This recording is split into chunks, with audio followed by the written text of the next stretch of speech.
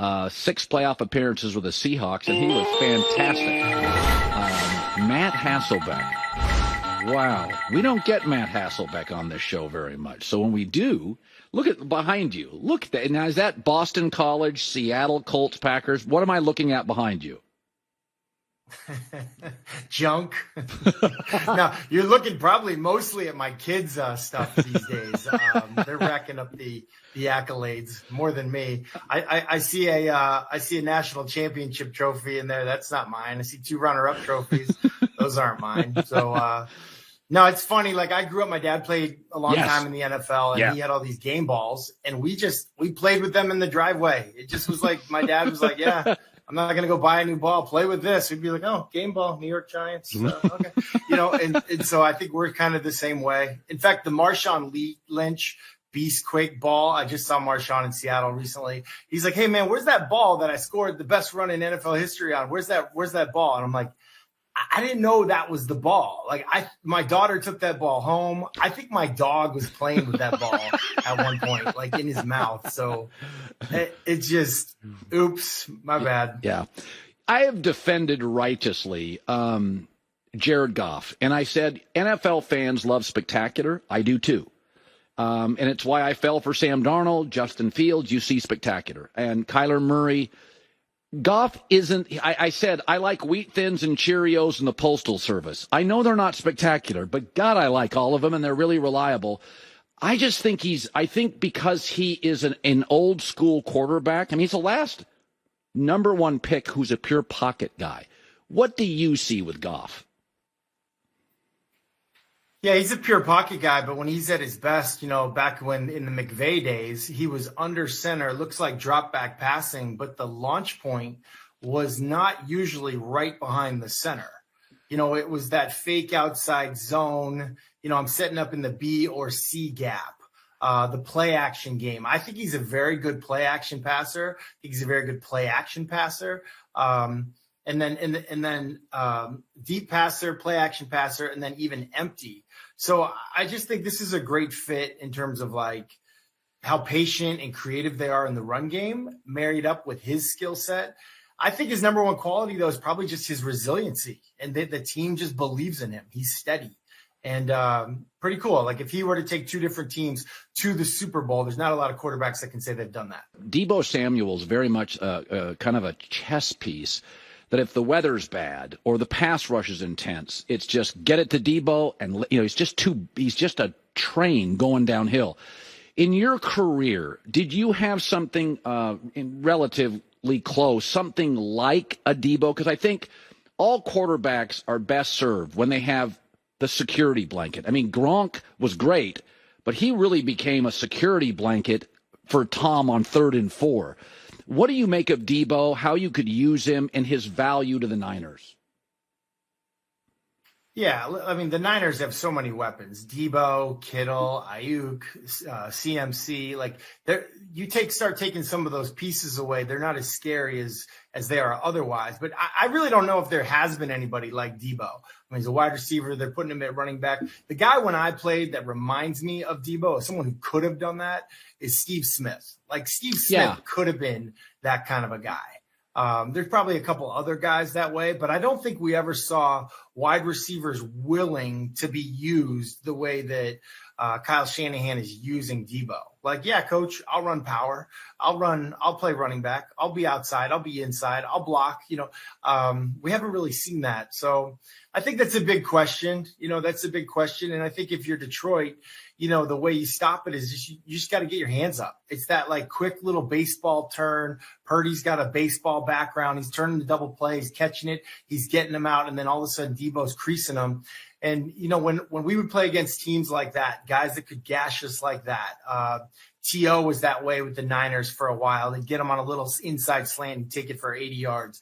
You just got to get your hands up. If you can sense that the offensive line is short setting or something like that, get your hands up. When I was in Seattle, there was a saying our defensive guys used to say all the time, tips and overthrows, got to get those. If you can get a batted ball at the line of scrimmage, you can gift your secondary guys free interceptions. And I think that's part of the plan. So I didn't know how good Lamar Jackson would be out of college. I said, I saw him at Louisville, He ran a lot. And then by his second year, I'm like, yeah, this works. This is going to work. He made Michael Vick look pedestrian with his twitchiness. It's like, I don't even know what this is. But one of the things I like about Lamar, he was thin, and then he came back the next year with traps, and then he couldn't slide, and then the next year he could.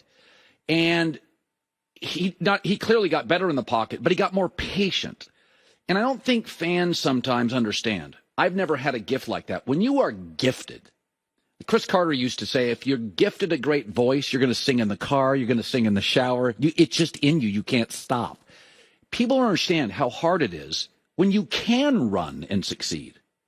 And yet Lamar has just added layer and layer and layer to pocket passing. There's a certain discipline that I just don't, Matt, you could move. But you watch Lamar, and it's like, it doesn't even look like anybody I've ever seen. Just go to the beginning and now where we are with Lamar. Are you surprised by how good he's gotten overall? I don't know if the surprised is the word. I think impressed, because I did cover him in college, and he was a great passer. But like you said, sometimes it would have just been easier to just take it himself. I would say this about Lamar this year. This is the healthiest that he has been this late in the season. Yeah. That's usually been the question. Like, he's hanging on by a thread health-wise. And I'm sure the coaching staff in Baltimore sort of like opened his eyes up to that a little bit. Like, hey, you can use your creativity with your legs and all that stuff. But we want what can we do to make sure you're feeling your best in January when we need you to feel your best?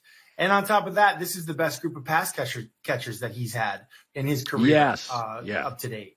And then the big question for me is Mark Andrews, because even going back, so there's some quarterbacks you just have a feeling with a guy. Like, that is your guy. And for whatever reason, Lamar Jackson's go-to guy has really been Mark Andrews. Yeah. It's not a wide receiver. It's a tight end.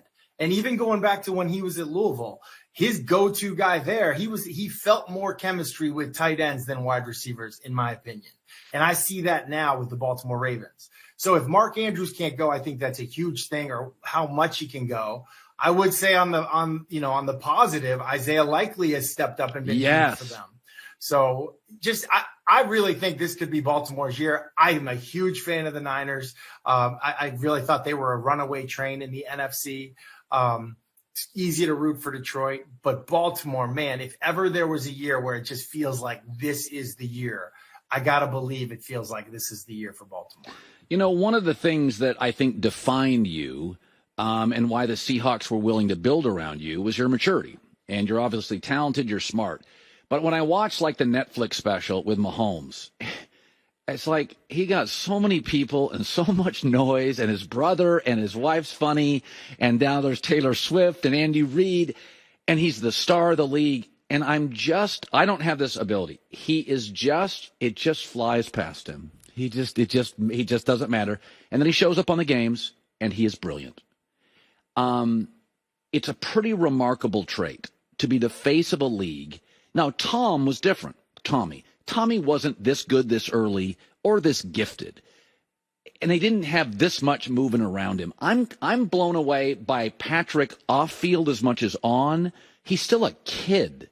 I mean, you were a star quarterback, but you were tucked up in the Pacific Northwest or in Green Bay. Kansas City smack dab in the middle. Am I overstating that, or are we? Is there a value to being able to handle intensity, pressure, fame, money, stuff?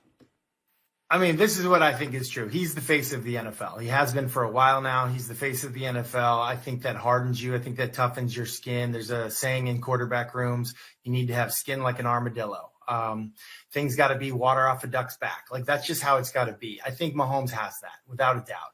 He's naturally going to get all the attention. Like, in a matchup like this, he's going to get all the attention because of who he is, how great he has been, and who the other quarterback is, how great he has been. Like, that's natural.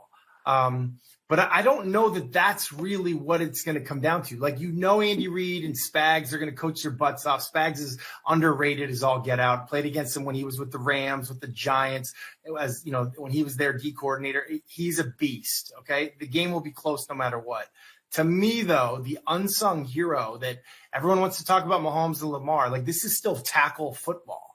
The difference, and I think the thing that Baltimore really needs to worry about is the run game has finally showed up in a powerful, meaningful way in Kansas City. Like Isaiah Pacheco is not getting, and he probably never will get the respect that he deserves, that offensive line deserves. Like they're running the football. They are running the football in Kansas City. And that's not something that I think we felt like. We always felt like, oh, the running backs are involved in the screen game, the passing game. But it's like, hey, Patrick Mahomes, you go do you and play recess, and that's how we'll win. I don't know that that's how they can beat Baltimore. So to answer your question, I think Andy Reid does a great job of keeping or helping keep Patrick level-headed and stuff like that. But no, I mean, I don't think any quarterback in a long time has had to deal with what Patrick has had to deal with at such a young age. You had Andy Reid. He was a Packers quarterback coach. Did you think to yourself at any point, man, this guy, he's operating different? Like, what was the first thing that you thought about Andy Reid? He's funny. He loves his steak tips, his tri-tips. I mean, that stuff. But, I mean, what was the first thing coaching you went, wow, it was different? All of it. I mean, I could write a book about it. Maybe I will. But, like, even going back, like, the comparisons to what Patrick is dealing with now. Like, when Andy Reid was my quarterback coach, Brett Favre was the starting quarterback. Oh, yeah. He had come off of 2 consecutive Super Bowls, 3 consecutive MVPs. I wasn't allowed to talk in the meeting. I would just like sit there in the meeting and listen to Mike Holmgren and Andy Reid coach Brett Favre. And the backups, myself, Doug Peterson, Rick Meyer, we were just sort of like allowed to be in the room. That's kind of how I viewed it. And I literally would like write down all the questions that are great things that I would hear Andy Reid say to Brett Favre. And on the walk from the quarterback room to the locker room, I would ask Doug Peterson all the questions I would have wanted to ask if I was allowed to talk in the meeting. But like, I think the best, one of the best things that Andy did for Brett is he protected him from all the outside stuff. And I think people think with a star franchise quarterback, the outside stuff is outside the building. It's very much inside the building as well. It's the defensive coordinator, the linebackers coach. 7 of your teammates won an autograph for their friend's cousin's mom's sister. Yeah. And it's like all that stuff had to go through the quarterback coach, Andy Reid. All of it. I don't care if you were if you were the defensive coordinator of the Green Bay Packers at the time and you wanted a Brett Favre autograph, you had to ask Andy Reid, the quarterback coach, and he was the gatekeeper. He would say, no, like there's no autographs after Thanksgiving. Or, whatever he would say. He would be the bad guy. So Brett could be the leader and the good guy and the guy that everybody loved. It's things like that, setting up things like that, even inside the building, that give you downtime as a franchise quarterback, somewhat of Mahomes' status, to kind of like have a breather so that you can just go do what you got to do to help carry the team the way that you have been. Matt Hasselbeck, his brother Tim used to yell at me every week on the when I used to be at the other place, and I miss him as well. It's a great family. Now today for you, what does Matt Hasselbeck do today other than waste 15 minutes of your life talking to me? What are you doing? You're going to lacrosse games with your kids? Hey, today's a big day. So I'm coaching high school football now. I got to coach my son, who was a senior in high school this year, at my alma mater. I'm not the head coach. The head coach was actually coaching there when I was there as a player. And we're hoisting our banner tonight at the halftime of the basketball game. We won the state championship here this year. So we're fired up. Should be fun. There'll be some pregame festivities and some postgame festivities as well. So that's Friday night for me here tonight. Well, you got a remarkable family, and you didn't have to do this, Matt, and I appreciate it. We speak highly of you often when you're not in attendance here, about one of the people that we'd love to see on a more regular basis, and I want to say thanks for stopping by today. Hi, everybody. It's me, Uncle Colin. Subscribe here to get the latest from the herd, including exclusive behind-the-scenes videos and more, wherever you may be, however you may be watching. Thanks again for making us part of your day.